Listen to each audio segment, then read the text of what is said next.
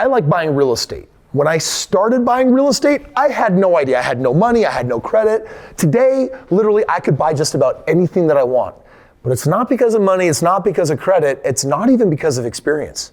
It's because I'm aware of the top 5 strategies for acquiring real estate, and today I'm gonna teach you all 5 of them. One shot, now the future is yours, go! When I got started in the game of real estate, I had found my very first house. I had a really great discount on it. It was loaded up with $50,000 of equity. And when I went to go buy it, the bank said, denied. They didn't like my lack of credit history. They didn't like the little bit of money in my bank account. I went to another bank and they said, denied. And I went to the third bank and literally I had a day before closing, and guess what? Whew, it worked. I signed on the loan. It was like the most stressful time of my life. I'm like, buying real estate is hard. But can I tell you the truth? With everything I've learned and the mentors that I've had and the millions that I've made, it's actually not true. Acquiring real estate is easy if you know these 5 strategies. Yeah, but there's definitely a lot of young people that are like, yeah, Kris, I agree, buying real estate's hard. I probably can't even do it. Why is that sentiment going around? Well, you probably heard some variation of this question time and time again over the past decade. Quote, why aren't young people buying houses anymore? End quote. This is from CNBC, and here's what they said. The answer is simple. According to a survey, money, the cha-chingy. Specifically among millennials, 65% identified as homeownership as a top sign of success, means it's something that they're going after, but you look at the next generation of Gen Zers and that number drops to only 59%. In other words, this generation on the rise is starting to say, hey, this is no longer a symbol of success. We don't want it like your parents once wanted it, but that kind of scares me.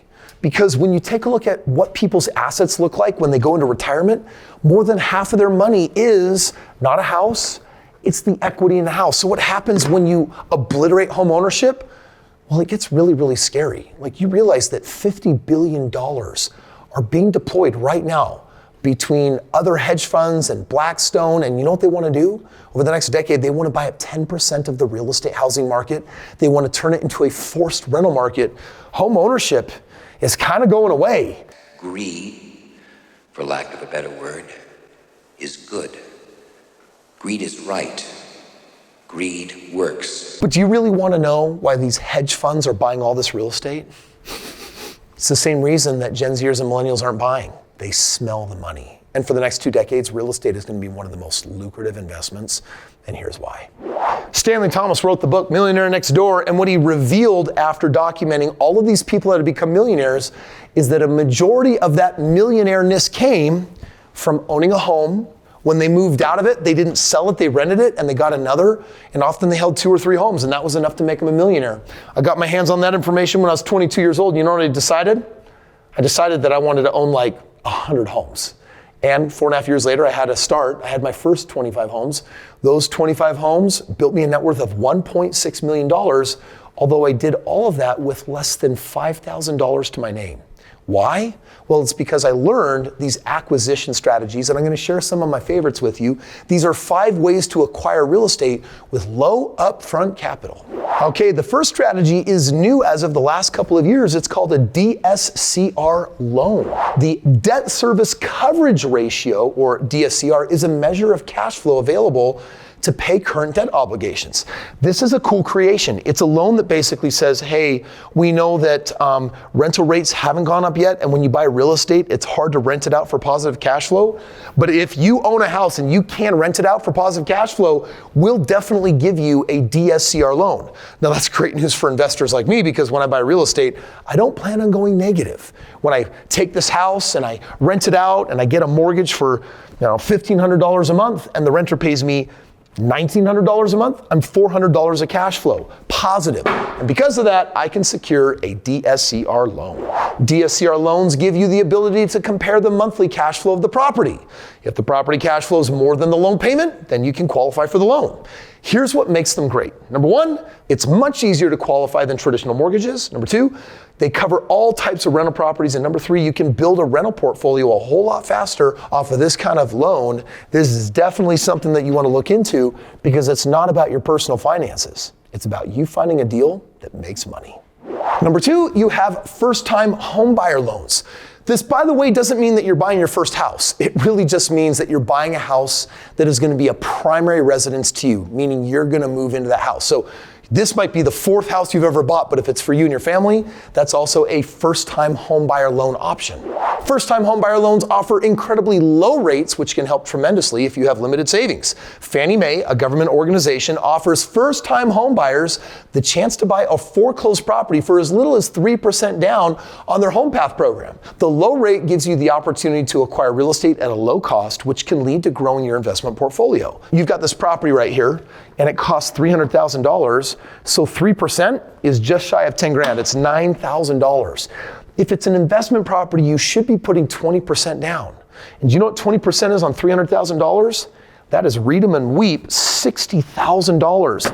It looks like that instead. So this is a great way for you to say, hey, I do have to move there. This is going to be my home, but I can get away with putting a much smaller down payment.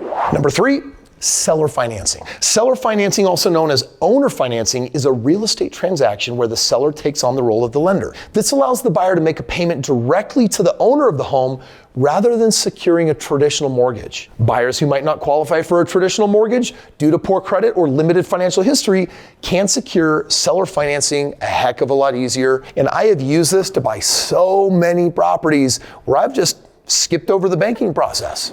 Let's talk IRAs and 401ks and how real estate can offer a higher ROI. When I buy real estate, while these puppies usually pump out between 5 and 7%, in the game of real estate, I'm usually earning 25 to 35%. Now, I know this is going to sound like a trick question, but what's greater, earning 5% in a 401k or 25% in real estate? Well, I know 25% is 5 times more than 5%, but it ends up producing 27 times more money because of compounding effect of compound interest. Young workers saw double-digit percentages increase in their 401k balances over the past year. For example, for Gen Xers, 14.5% got their balances at that age up to $153,000.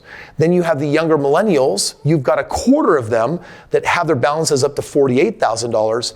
And then we have 66% of Gen Z are young working class, and they're only sitting on $8,000. The reality is that when you take a look at millennials versus the baby boomers had 5 times more money at the age of 40 than these people. So I want to be really clear, like, we are becoming financially dumber with time. With every generation, they have less money.